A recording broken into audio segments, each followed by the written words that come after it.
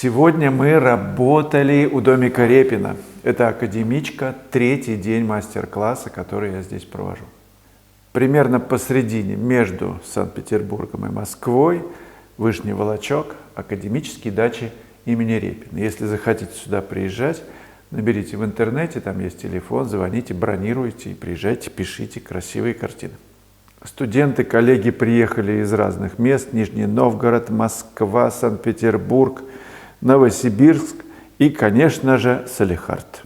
Дорога была долгая. Я с Ямало-Ненецкого автономного округа, город Надым. Рядом с нами наша столица Салехард. Недавно хотела посетить пленэры Вячеслава, потому что меня потрясает работа пятном, потрясает работа широким мазком и вот эта вот экспрессия смелости. Когда из крупных и средних деталей собирается одна картина. Считаю, что это, конечно, мастерство. У меня вот сейчас учился большой прорыв. Я за 3 дня написала столько работ, получила столько информации, наверное, сколько, 2 месяца я так не работаю.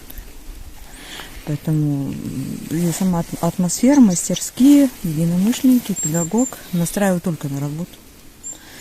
И ты от нее получаешь удовольствие, даже если у тебя не получается.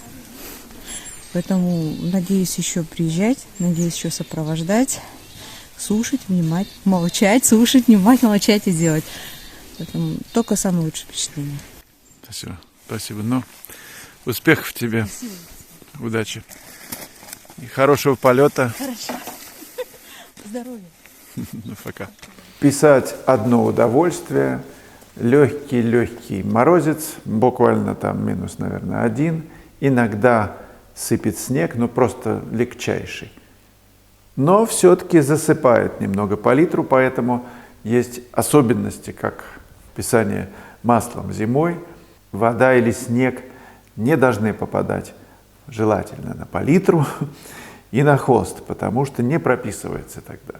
Единственная история выхода из этой ситуации – это жиденько с растворителем протереть холст, если дождь или снег, и уже по масляной поверхности потом писать. Трудности есть, выручает зонтик. Я написал сегодня эту работу. В конце ролика я покажу фрагменты ее написания. Завтра заключительный день класса, и я потихонечку подхожу к моим коллегам, студентам и спрашиваю об их впечатлениях о классе. Мне очень интересно, что выносит каждый студент из этого семинара. И очень радуюсь, когда происходят прорывы в понимании живописи, потому что хочется заразить вас любовью к прекрасному. Расскажите, зачем вы сюда приехали, мадам? Оторваться. Вот зачем. Вам удается отрываться? Вот пошло. Что для этого нужно? Расписаться хоть немножко. Практика нужна, практика. Как все мы везде. Как-то уже вот душа петь начала. А в мирской жизни вам удается практиковать? Как часто? Крайне редко. 1-2 в неделю. Мало это, мало. Вот. А вот так вот уехать от всех и похулиганить лучше не придумаешь.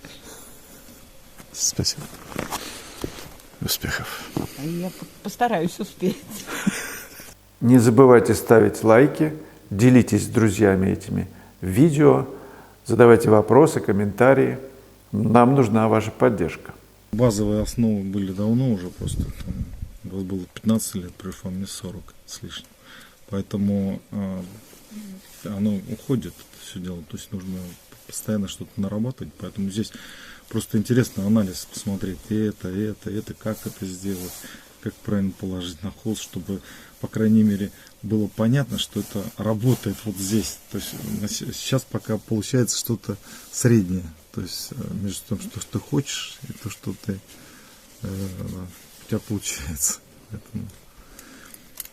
И, конечно, общение с людьми, с вами, постоянно так строгим взглядом смотрите, оцениваете, раз, и нету тех живописи, которая до этого была. Но зато появляется абсолютно другое восприятие. То есть вот это вот, то, что нарисовано, ну как бы вот это обобщение, потому что вот мы теряемся все именно в скрупулезном прописывании чего-то, а общую картину практически не видим. Это, кстати, многие так делают. И вот смотришь, я просто много смотрел картины, известные вроде как картины, но когда смотришь вот сейчас другим взглядом, понимаешь, что это, ну, как-то серовато все получается. Нету акцентов каких-то таких нормальных, цветовых решений. Поэтому... В общем, много, я думаю, на первом семинаре это больше, чем достаточно.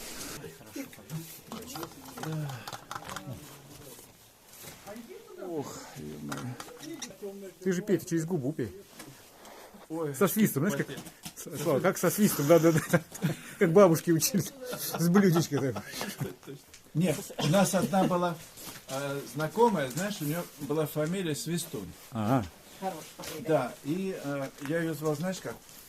Сейчас, если получится. Свистун. Да-да-да. Покажи, как со свистом пить. Вот. И я попробую сейчас. Громче. Вот, да-да-да, вот это оно. Ты поймал момент. Еле получается. Я не все, конечно, знала. Я ехала, мне нужно было разобраться в тоне, в цвете, в композиции. Я лучше стала понимать в тоне. То есть, как бы в тоне, да. В цвете не могу, как бы сказать, ну, то есть... Ну, и, наверное, в композиции тоже для меня было что-то, ну, как бы, интересное. Ну, в цвете, кстати, тоже было интересно. То есть, как бы, вот эта вот баня с этими, с огнями. А ты предпочитаешь одна работать или в группе вот хорошо тебе как? Ну, для меня важно и то, и другое. То есть, как бы, когда я работаю в группе, это один опыт. Когда я работаю одна, я перевариваю то, что я как бы... И уже какие-то свои собственные выводы. Когда я работаю в группе, я смотрю, как другие работают, как другие решают какие-то задачи. У кого-то что-то спрашиваю. То есть, как бы... Ну, это разные просто, как бы... То есть, и то важно. Семинар побежал, во-первых, семинар у вас, да, а потом, ну, то есть я много училась, то есть из школы Андрияки и Суриковский институт, между нами говоря, и потому что я к вам не могла прийти просто так вот, неподготовленная, то есть, а теперь я, мне кажется, умею азбуку какую-то, и я пришла к вам вот с этим всем, то есть чтобы вас понять больше. И то есть у меня сейчас вот вишенка на торте, на десерте, что я приехала к вам на семинар. Да, и буду ездить, потому что это вот оно творчество, я вижу, как вы делаете, и я это понимаю уже, ну, со словами, конечно, понимаю, но я уже понимаю без слов еще многое. Но все равно можно учиться и так не писать. Поэтому чуть-чуть приблизиться. Вот, спасибо большое. Да. Так вот тонко вот этот мостик, но я еще пока не подумала, потому что...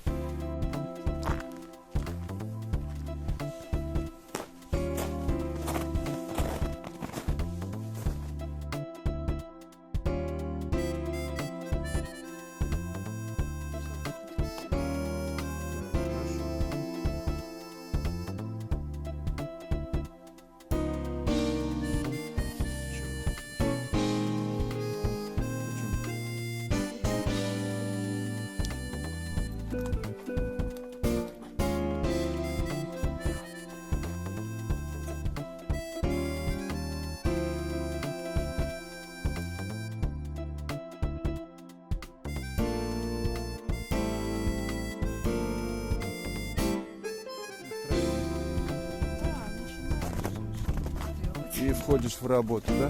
Ну вот, смотри, какие зеленые красивые у тебя эти дерева.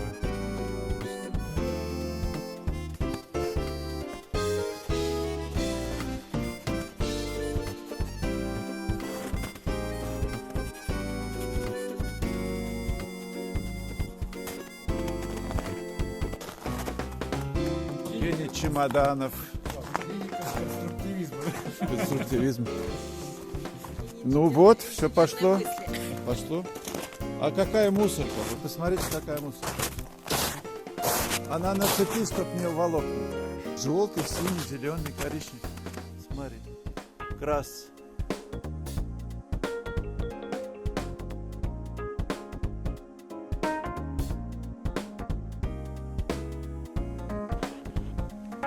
прям черная была, черный холст или имприматура. Все это идет на линию горизонта, а линия горизонта у нас вон где. Это просто вам показываю, чтобы вот было понятно. И вот эта точка схода, вот от нее вся история шарашит.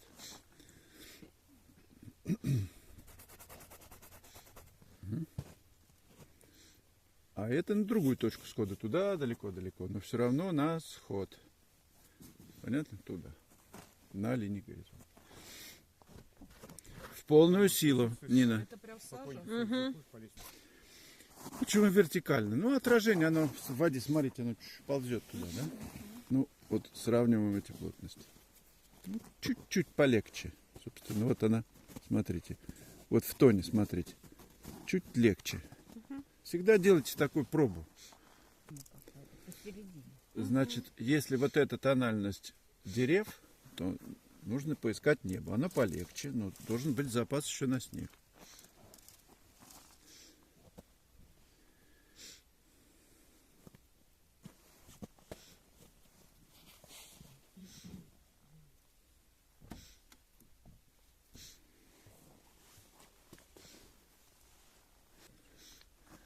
Мазок имеет ценность, Нина, ты знаешь.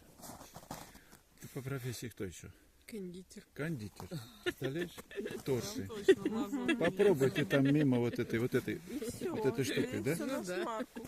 Там у нас есть немножечко охрочки, там видите эти самые кусточки.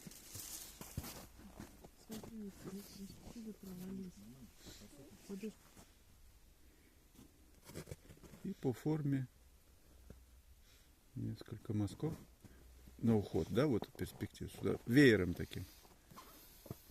Ну, тут можно покуролесить разными нюансами цвета, там, да, видите, да? С этим можно, интересно, не торопясь повозиться так. Все-таки это какая-то притягивает внимание такая. Конструкция. Да, ну, такой центр все-таки какой-то, да. Вот это легкое касание позволяет решить вот эти задачи всякие. Вот где ты надавишь один раз, где-то там намек сделаешь, и, может быть, даже и так. А то, что Красота. рама светлая, не очень как-то Рама? просится. Сейчас я выполню твою просьбу. Вот. Но тоже намеком и теплая. Вот все может быть, понимаешь, каким-то маленьким намеком. Зачем все рассказывать?